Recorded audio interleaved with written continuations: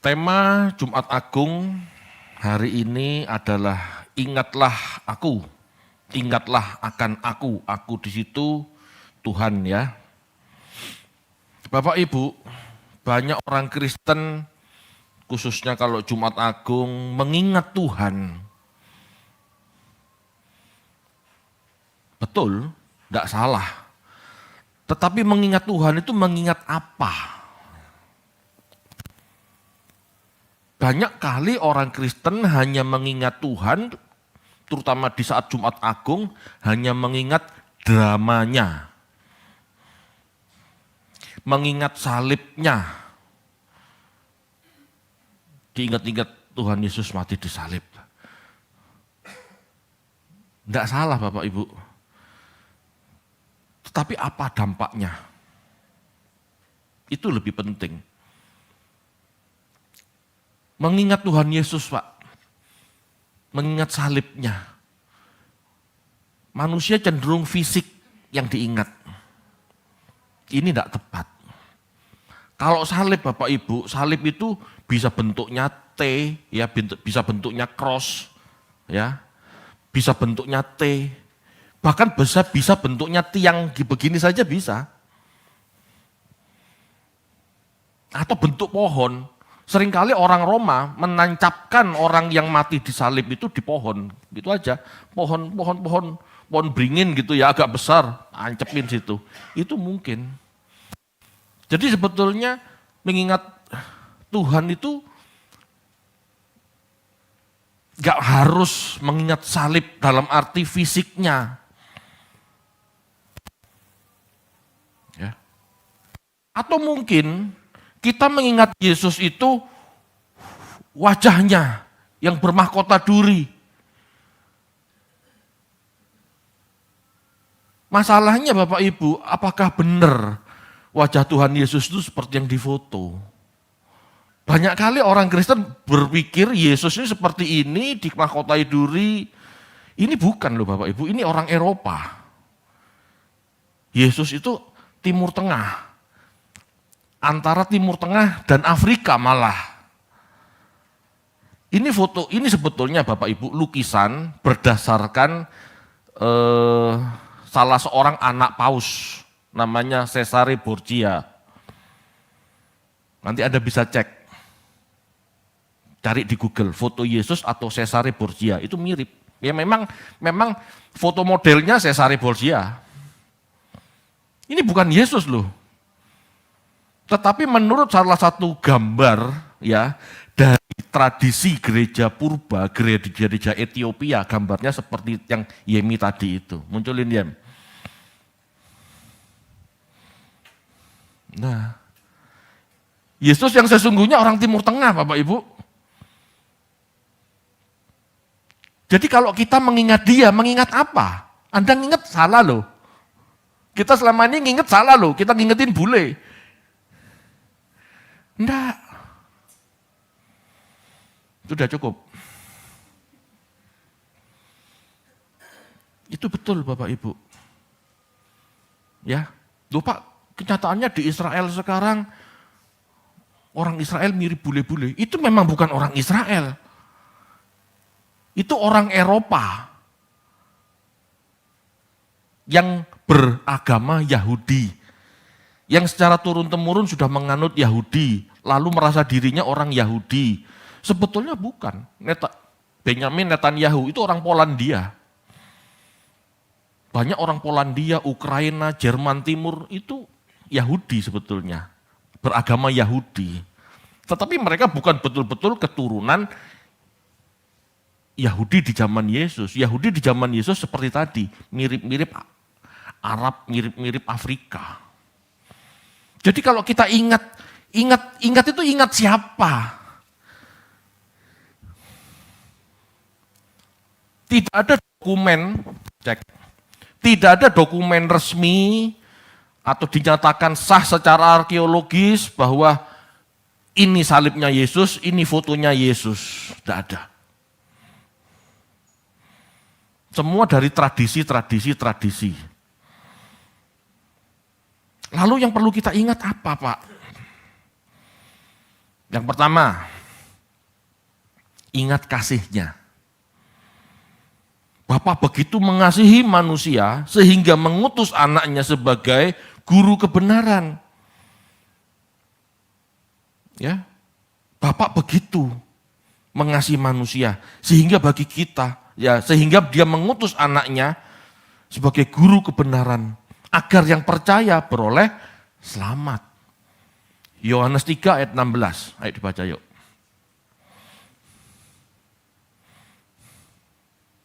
Yohanes 3 ayat 16.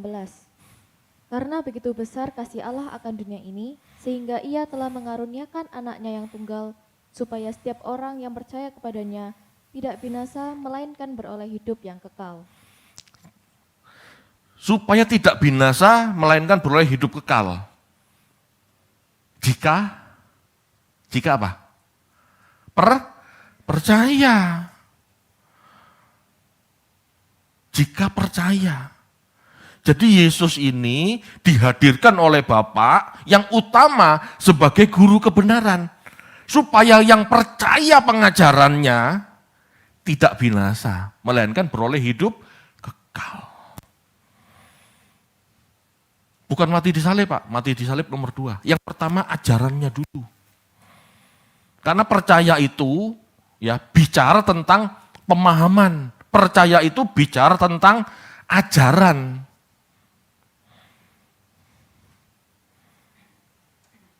Halo Bapak Ibu, bisa dipahami?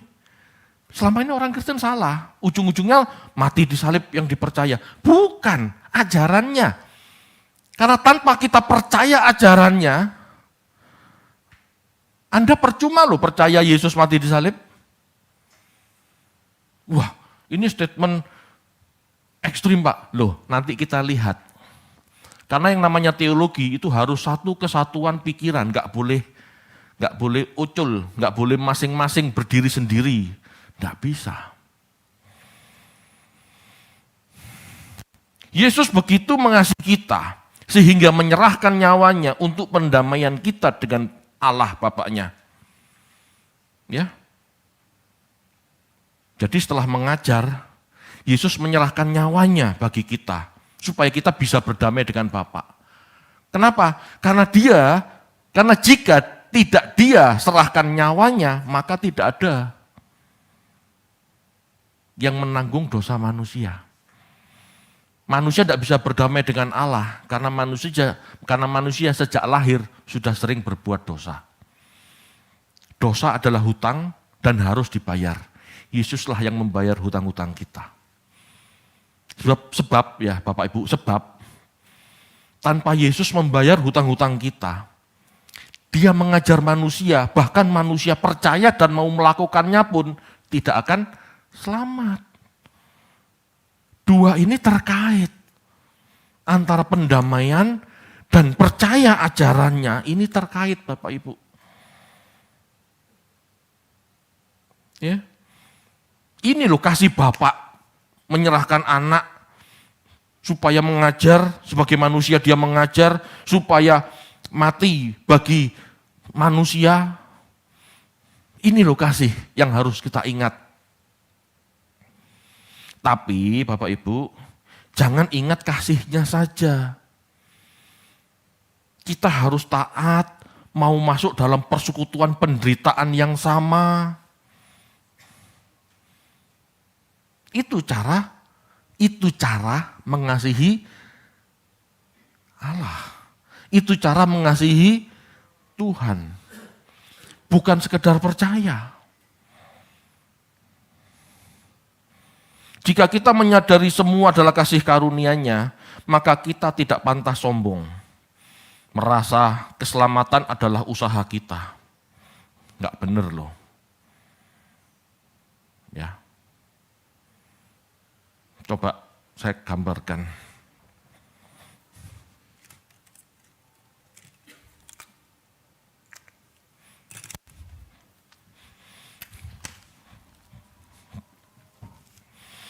Bapak Ibu, Yesus hadir dalam tradisi Yahudi. Kenapa Allah memilih bangsa itu? Karena dari situlah Allah akan memberikan contoh-contoh, keteladanan, gambaran, supaya kita mengerti konsepnya Allah dalam menyelamatkan manusia.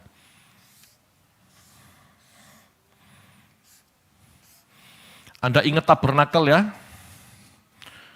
Ruang Maha Kudus. Ruang kudus. Ini mezbah korban.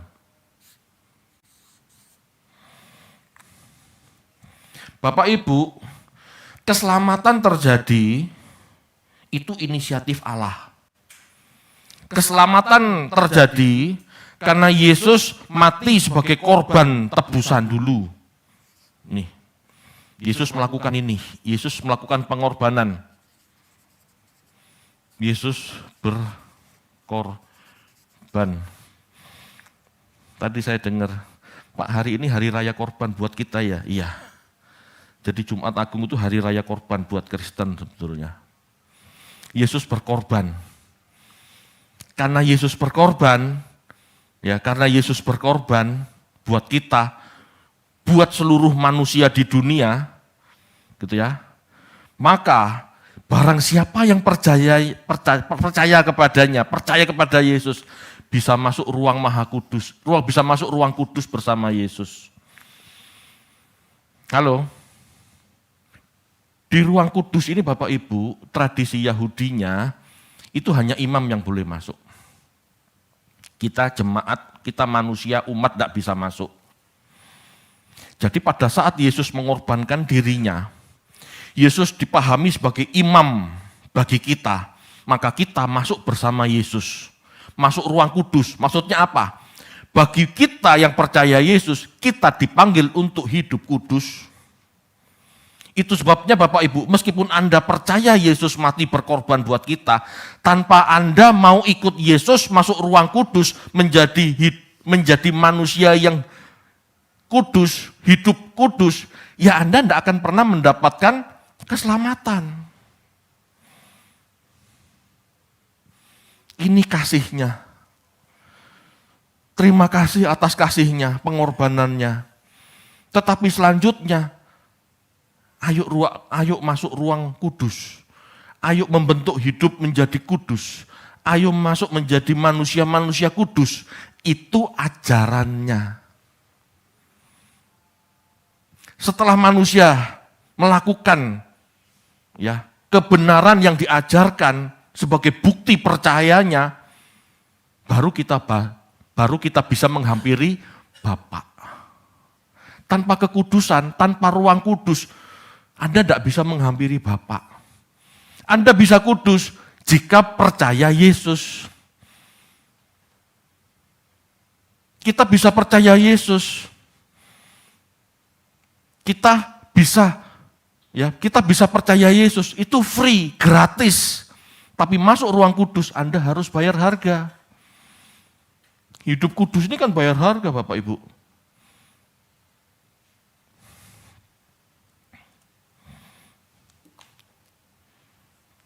Jadi Bapak Ibu sekali lagi, untuk bertemu dengan Bapak, untuk menerima kasih karunia, itu bukan baik dulu. Tetapi kita ditebus dulu. Baru harus hidup baik, harus hidup benar, baru harus hidup suci. Hidup suci itu adalah respon dari kita percaya pengorbanan Yesus. Kalau kita tidak percaya Yesus, ngapain sulit-sulit? Tapi Anda juga nggak akan pernah masuk ruang kudus.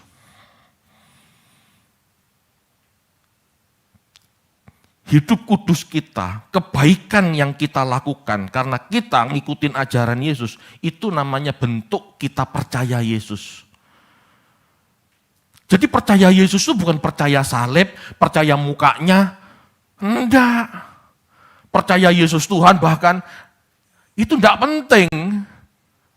Yang penting itu kita percaya dia mati buat kita dan kita merespon dengan benar, dengan hidup seturut apa yang diajarkan. Itu baru percaya yang benar. Amin. Kita bisa masuk ruang kudus, bisa hidup secara benar, itu karena kita percaya Yesus. Itu karena dia telah mati bagi kita. Makanya disebut anugerah. dimulai, diinisiatif oleh Yesus.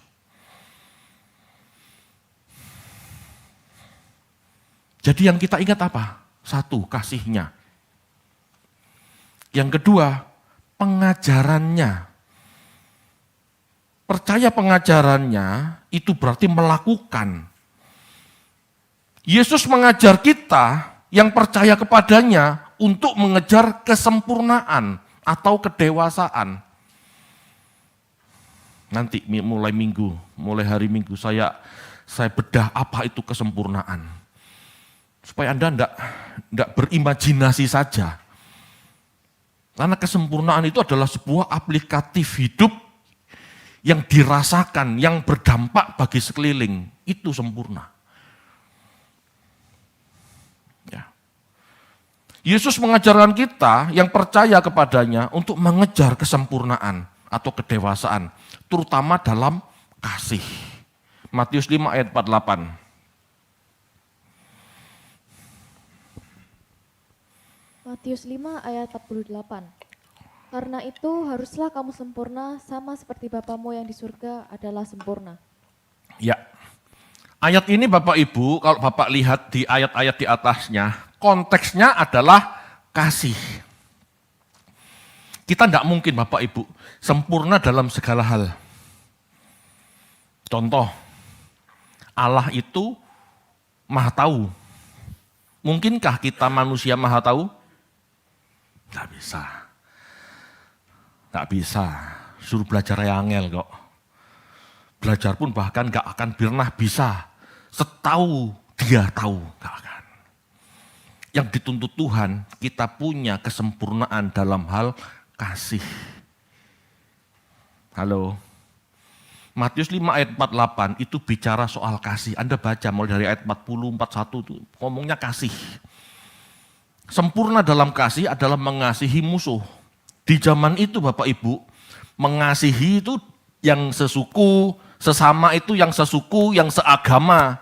Tapi Yesus mengatakan, ini ajaran yang baru, kasihilah musuhmu, kasihilah orang yang menganiaya kamu. Kamu harus sempurna seperti Allah sempurna. Maksudnya apa? Dia memberkati orang benar maupun orang berdosa.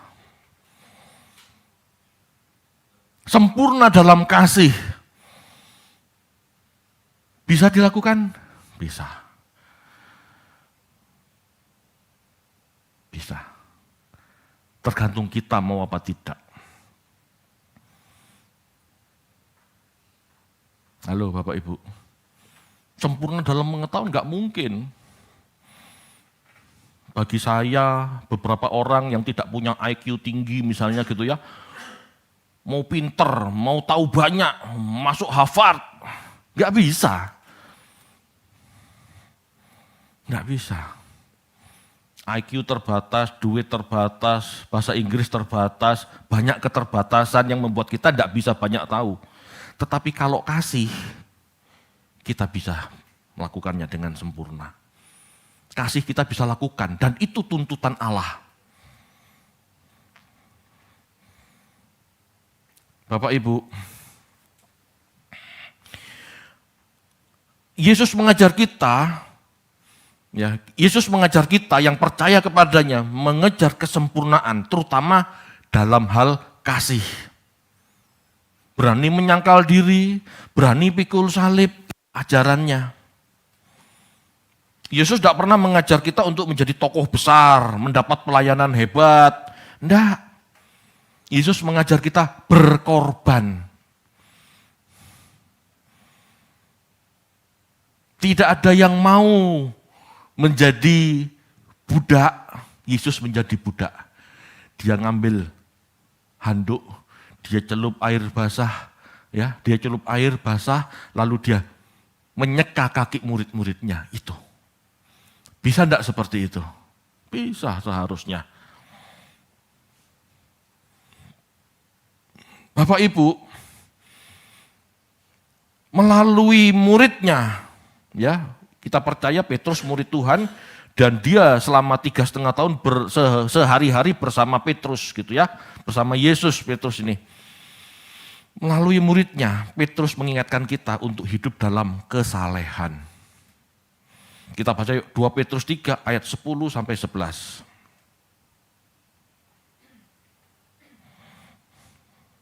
2 Petrus 3 ayat 10 sampai 11. Tetapi hari Tuhan akan tiba seperti pencuri. Pada hari itu langit akan lenyap dengan gemuruh yang dahsyat, dan unsur-unsur dunia akan hangus dalam nyala api, dan bumi dan segala yang ada di atasnya akan hilang lenyap. Jadi, jika segala sesuatu ini akan hancur secara demikian, betapa sucinya dan salehnya kamu harus hidup. Ya, ini sebetulnya sama Bapak Ibu. Yesus mengajarkan kita untuk mengejar kesempurnaan dalam kasih. Ini sebetulnya sama dengan ajaran Petrus. Betapa suci dan salehnya kamu harus hidup, itu sama. Kesalehan seseorang itu tampak dari bagaimana orang itu mengasihi sesamanya. Itu sama. Betapa suci dan salehnya kamu harus hidup. Ya. Karakter inilah yang membuktikan kita adalah murid-murid Tuhan. Tanpa kesalehan hidup, kekristenan hanya menjadi cemooh. Kristen kok gitu? Kristen kok korupsi? Kristen kok pelit? Kristen kok merancang yang jahat? Tuhan ingin kita mengasihi sesama kita seperti Bapak mengasihi manusia. Enggak pilih-pilih. Bahkan berani berkorban nyawa untuk mereka yang menyakiti dia. Bapa, ampunilah mereka. Mereka tidak tahu apa yang mereka perbuat. Padahal Yesus tahu persis ya. Yang menyalibkan dirinya adalah mereka itu. Betul enggak? Betul enggak? Yesus tahu enggak kalau yang menyalibkan itu orang-orang Yahudi di zaman itu? Tahu. Pada saat Pilatus bertanya, ini Yesus dan Barnabas. Pilih, yang mana yang harus kulepas? Betul? Itu orang Yahudi ngomong apa? Lepaskan Barnabas. Barabas. Lepaskan Barabas. Berarti mereka menghendaki Yesus disalib. Tapi Yesus bisa mengampuni mereka. Mereka nggak tahu apa yang mereka perbuat.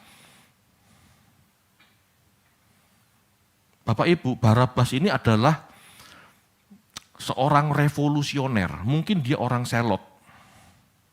Ya. Jadi pada saat Pilatus tanya, Mesias jenis apakah yang kamu ingini, yang aku lepaskan? Orang Yahudi memilih Barabas. Berarti orang Yahudi memilih Mesias tipe revolusioner. Tipe orang yang mengangkat pedang. Orang Yahudi tidak terima Mesias versi Yesus yang mengajarkan kebaikan, yang mengasihi sesama. Halo? Itu orang Yahudi. Jadi pada saat Yesus mati disalib, Bapa ampunilah mereka, mereka tidak tahu apa yang mereka perbuat. Yesus sedang meredakan perasaan Bapak. Dari pilihan yang salah orang Yahudi. Itu loh kesempurnaan kasih. Itu loh kesempurnaan kasih. Meskipun ditolak, dia tetap berusaha memperdamaikan Bapak dengan manusia. Meskipun ditolak, Yesus rela berkorban buat orang-orang yang menolaknya. Ini loh kesempurnaan kasih. Ini loh kesalehan. Bapak Ibu, itu yang kedua yang harus kita ingat. Ingat aku, ingat Yesus. Satu, ingat kasihnya. Kedua, ingat pengajarannya. Yang ketiga Bapak Ibu, ingat janjinya. Yesus tidak pernah dalam ajarannya dia menjanjikan mobil, rumah, tidak pernah. Yesus mengatakan,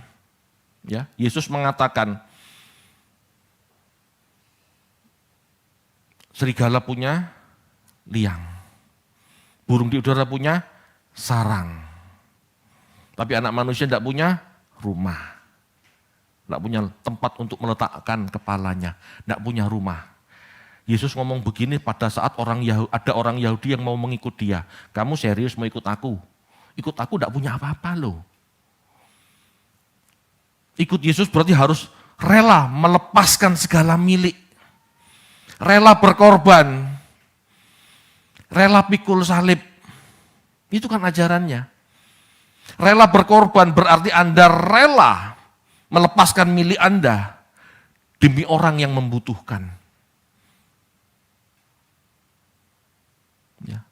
Itu rela namanya, rela berkorban, rela menyangkal diri, menyangkal ego dan kepemilikan. Menyangkal diri itu maksudnya.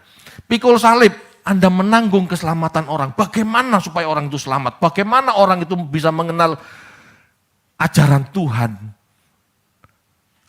Ayo kita sponsori yuk. Ayo kita cari tahu gimana caranya. Meskipun kita keluar duit supaya orang ini mengerti kebenaran. Itu. Bapak Ibu, itu ajaran Yesus yang perlu orang tahu.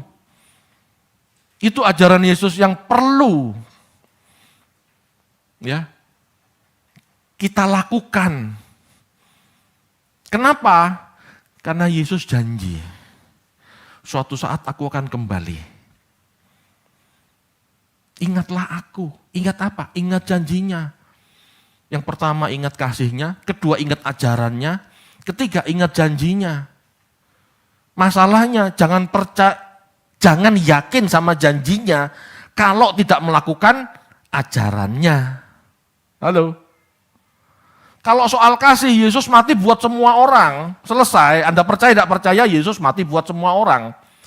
Tetapi Bapak Ibu, Yesus hanya berjanji kepada murid-muridnya, aku datang akan menjemput kamu, itu hanya kepada murid. Hanya kepada orang yang mau belajar, hanya kepada orang yang mau melakukan ajarannya.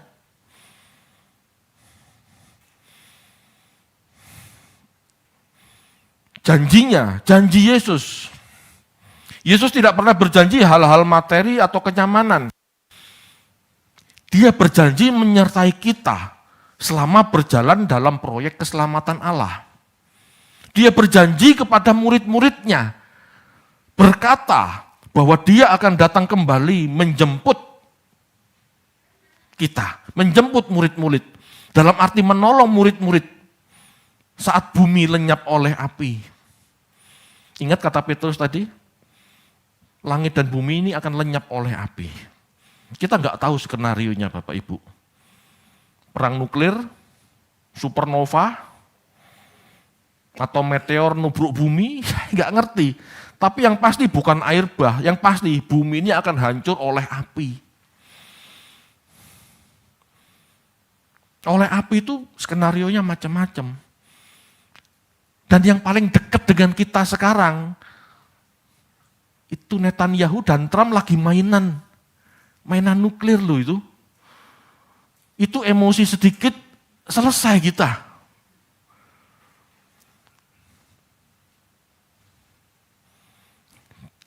Jarang saya lihat ya, presiden Amerika maupun presiden manapun gitu ya, mainannya nuklir, mainannya perang. Tapi saya heran, Trump ini mainannya perang-perangan. Betul. Rasanya nyerbu bangsa lain itu tidak mikir 2, 3, 100 kali. Sikat. Bapak Ibu,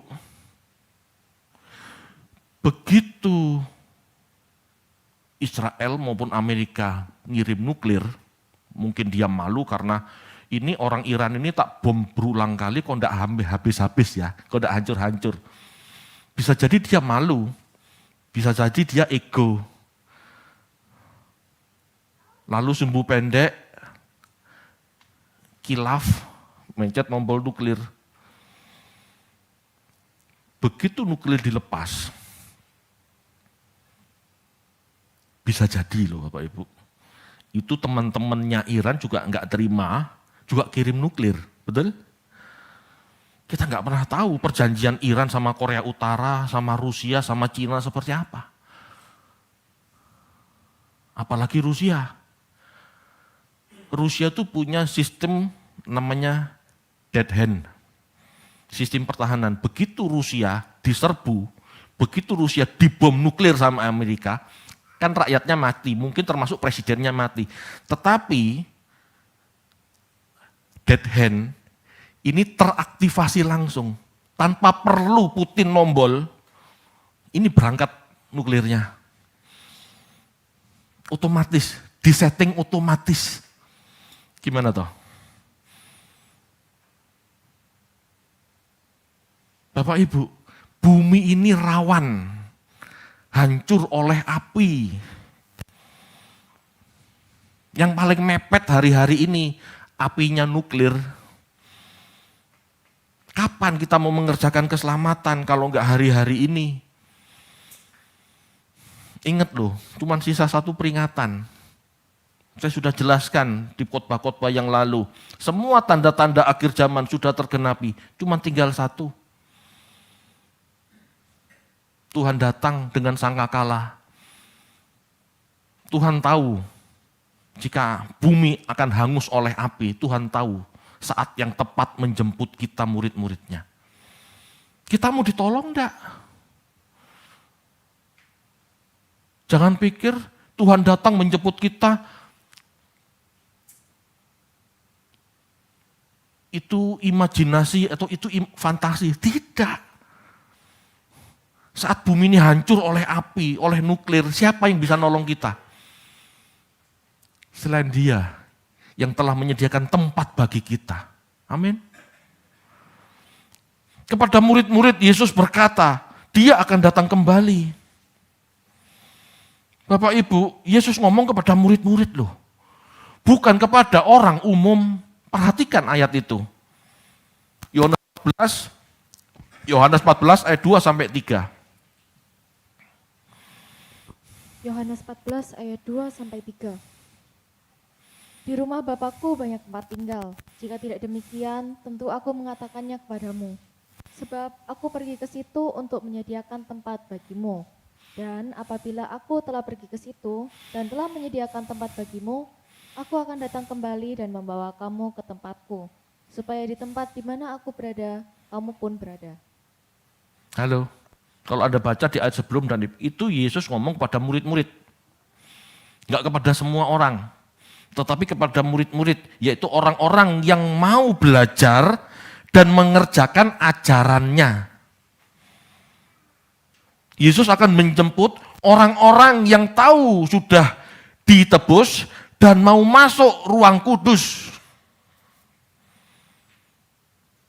Yesus akan datang menjemput orang-orang yang mau merespon pengorbanannya dengan hidup saleh. Enggak semua orang, tapi murid-murid. Masalahnya, maukah kita dimuridkan? Maukah kita melakukan ajarannya? Pada saat api melumat bumi, Tuhan akan datang menolong kita,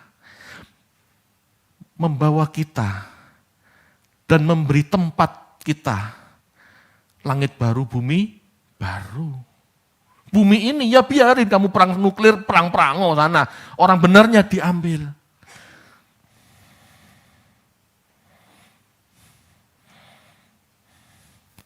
Perlu enggak kita khawatir ada perang nuklir? Enggak perlu kalau kita melakukan kebenaran. Perlu enggak kita khawatir? Enggak perlu kalau kita mau dimuridkan. Kalau mau kita hidup saleh, kalau kita mau hidup suci. Enggak usah khawatir. Tuhan kasih tempat. Perhatikan ini. Tempat itu bukan di bumi ini. Tetapi sebuah tempat kemana Yesus pergi mempersiapkannya. Betul kan? Ayatnya kan gitu. Kalimat Yesus jelas.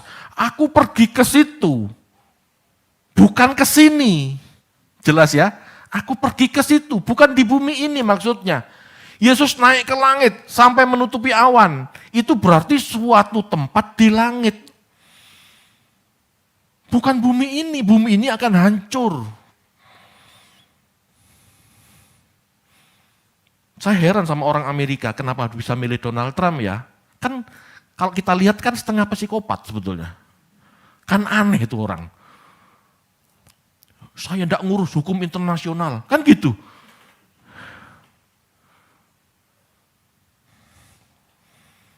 Kita baca yuk Wahyu 21 ayat 1 sampai 3. Wahyu 21 ayat 1 sampai 3. Lalu aku melihat langit yang baru dan bumi yang baru. Sebab langit yang pertama dan bumi yang pertama telah berlalu dan laut pun tidak ada lagi. Dan aku melihat kota yang kudus, Yerusalem yang baru turun dari surga, dari Allah yang berhias bagaikan pengantin perempuan yang berdandan untuk suaminya. Lalu aku mendengar suara yang menyaring dari tahta itu berkata, "Lihatlah, kemah Allah ada di tengah-tengah manusia dan ia akan diam bersama-sama dengan mereka. Mereka akan menjadi umatnya dan ia akan menjadi Allah mereka." Jelas? Langit bumi baru itu turun dari langit. Turun dari sorga. Sorga itu Oranos, Samayim. Itu juga diartikan langit. Ya, aku melihat kota yang kudus, Yerusalem baru, turun dari sorga, turun dari langit, turun dari Allah. Bapak Ibu, ada tempat yang disediakan bagi kita.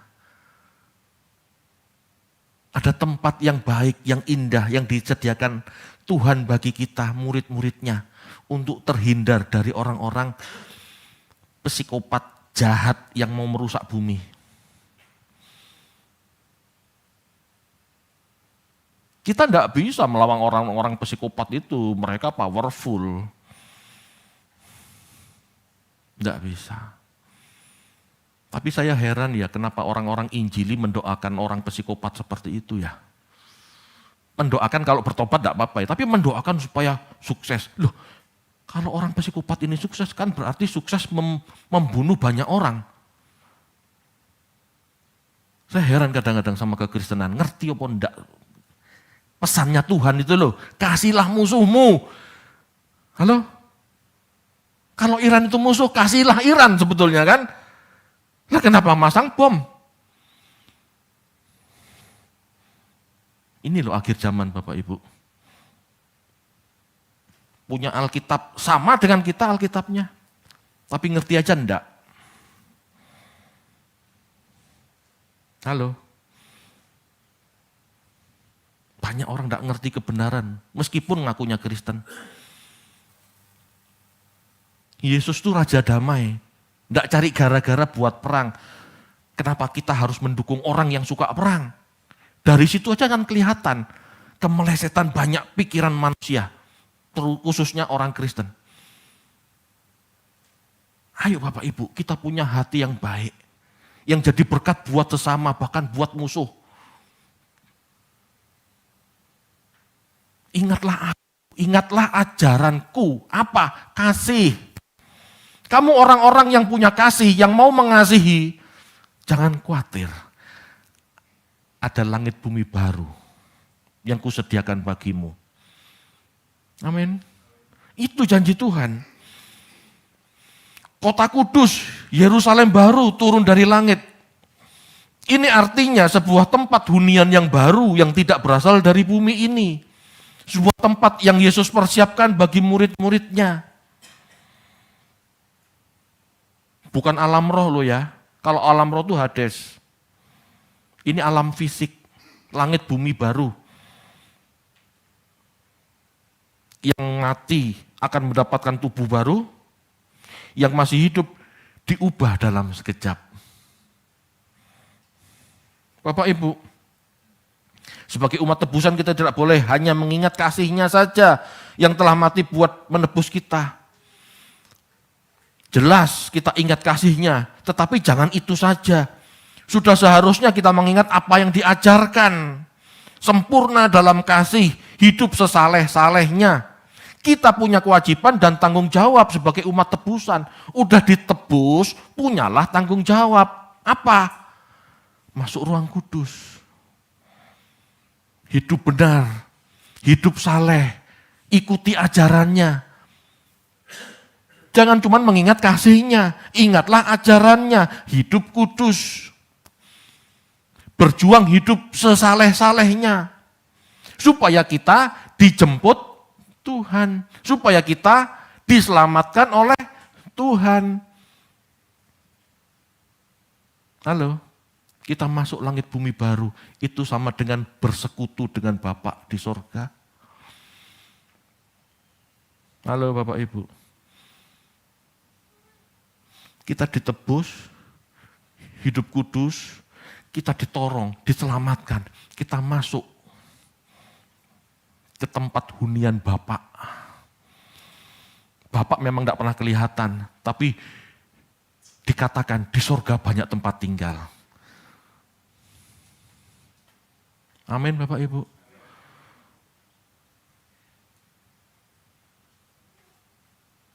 Bapak Ibu, kita harus ingat bahwa akan ada penghakiman. Ya. Dan dari gereja, dari kita dulu, itu yang dihakimi lebih dulu. 1 Petrus 4 ayat 17.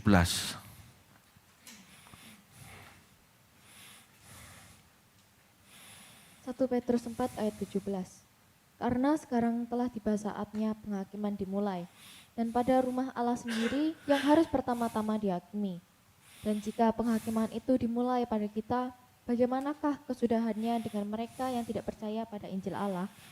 Jangan percaya sekali selamat tetap selamat. Itu buktinya.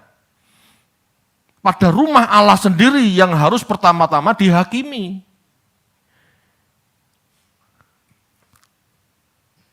Pada mereka yang percaya Tuhan yang harus pertama-tama dihakimi. Ingat kemurahannya, ingat ajarannya, dan lakukan. Dan ingat Tuhan menjanjikan adanya pertolongan. Tuhan janji akan menjemput kita. Kalau kita lolos dari penghakiman. Halo Bapak Ibu. Ada penghakiman. Kita akan dihakimi. Jangan merasa orang luar sana yang dihakimi. Kita pertama-tama kali dihakimi.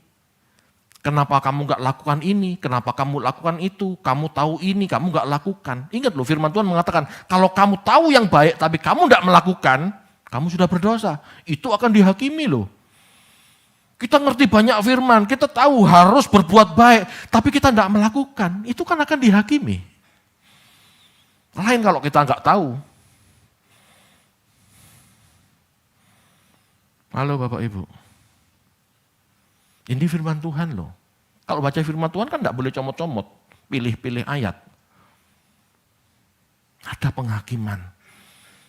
Dan mereka yang lolos penghakiman lah yang akan dijemput Tuhan. Bapak Ibu, ayo kita hidup sesuci-sucinya dan sesaleh-salehnya, bermanfaat buat orang, gitu ya. Kita seharusnya ingat untuk berikat pinggang. Tanda kesiapan dan ketekunan menantikan Tuhan yang akan datang kedua kalinya secara tiba-tiba. Itulah yang menyenangkan. Kita tidak pernah tahu Bapak Ibu, perang nuklir ini terjadi apa tidak. Semoga tidak. Tetapi kalau seandainya pun itu terjadi, Tuhan tahu waktu yang tepat akan menjemput kita. Amin. Tuhan akan. Ya, Tuhan itu mengasihi kehidupan, Tuhan itu mencintai kehidupan. Tidak seorang pun Tuhan inginkan binasa. Baik binasa di neraka maupun binasa di bumi, enggak. Yesus juga mengasihi orang-orang Yerusalem, makanya dia meratapi Yerusalem. Kenapa Yerusalem kamu enggak bertobat? Kamu akan hancur. Betul, tahun 70 dia hancur. Berarti Yesus juga mengasihi kehidupan di bumi saat itu. Tuhan tidak ingin kita binasa di bumi ini. Dia akan tolong kita. Bapak Ibu, surga itu kehidupan real ya. Penciptaan kembali. Surga itu bukan alam roh, Hades. Itu tempat penantian. Kita itu tertidur seperti orang bermimpi, itu Hades. Firdaus, Hades yang nyaman itu. Tetapi sorga itu adalah tempat kehidupan yang baru, penciptaan yang baru. Kita hidup. Kita hidup. Kita di sorga bukan alam roh. Perhatikan ini. Itu sebab Bapak Ibu, ayo kita mencintai kehidupan. Mencintai sesama kita, mencintai sesama ciptaan Tuhan, mencintai lingkungan. Orang Kristen harus jadi berkat buat sekitarnya. Itulah hidup saleh, itulah hidup kudus. Hidup kudus bukan hanya suci di pikiran, di perasaan, tetapi segala tindakan dan perbuatan kita jadi berkat buat orang lain. Amin. Ayo hidup sesuci-sucinya dan sesaleh-salehnya. Karena orang seperti itulah yang akan ditolong Tuhan.